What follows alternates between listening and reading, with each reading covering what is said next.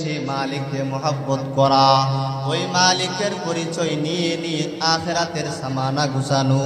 দুনিয়ার জিন্দেগি হলো ক্ষণস্থায়ী, আখিরাতের জিন্দেগিটাই হলো চিরস্থায়ী। দুনিয়ার মধ্যে তালাশ করলে দেখবেন আমার মালিকের বরত্ব কত। তালাশ করলে দিক সেদিক তাকাইলে দেখা যায় আমার মালিকের দেয়া নেয়ামত। বিভিন্ন রং বিরঙ্গের যে গাছপালা দেখা যায়, বলে আম গাছের ফলের ডিজাইন একরকম, জাম গাছের ফলের ডিজাইনটা আরেক রকম। আম গাছের যে পাতা, ওই গাছের পাতার ডিজাইন আর লম্বা একরকম হয়, অন্যান্য গাছের পাতার ডিজাইনগুলো আরেক রকম হয়। দুনিয়ার কোন বৈজ্ঞানিক হাজার গবেষণা করার পর এক গাছের পাতার আরেক গাছের পাতার ডিজাইনের সাথে মিলাইতে পারে না।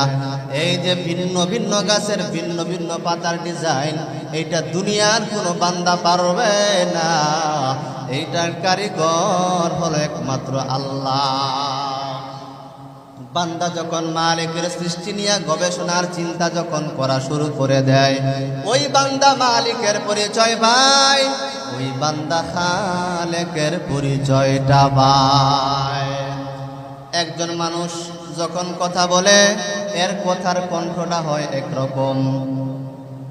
আরেকজন মানুষ যখন আওয়াজ দেয় কথা বলে, ওর সুরের কায়দা আরেক রকম।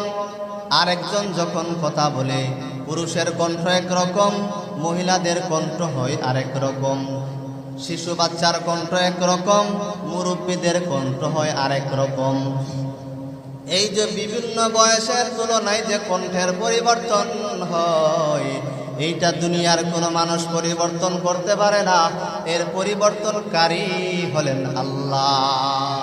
এই মালিকের নিয়ামত নিয়া যখন বান্দা গবেষণা করবে, চিন্তা করবে, ওই বান্দার মধ্যে মালিকের মহব্বত ঢুকে যায়, ওই বান্দার মধ্যে আমার মালিকের কালেকশন হয়, ওই বান্দা খালেকের পরিচয় পায়।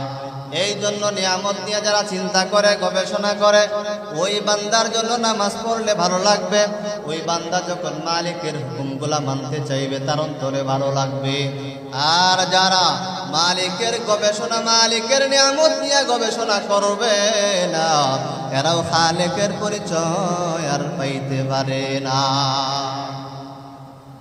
এই জন্য আল্লাহ পাক বলেন, হে মুমিনের দলেরা, আমি আল্লাহ পাক কত মায়া করে মহব্বত করে দুনিয়াতে পাঠাইলাম। কেন পাঠাইলাম জানো? একমাত্র আমি মালিকের তোমরা গুণগান গাইবা। আল্লাহ পাক দুনিয়ার মধ্যে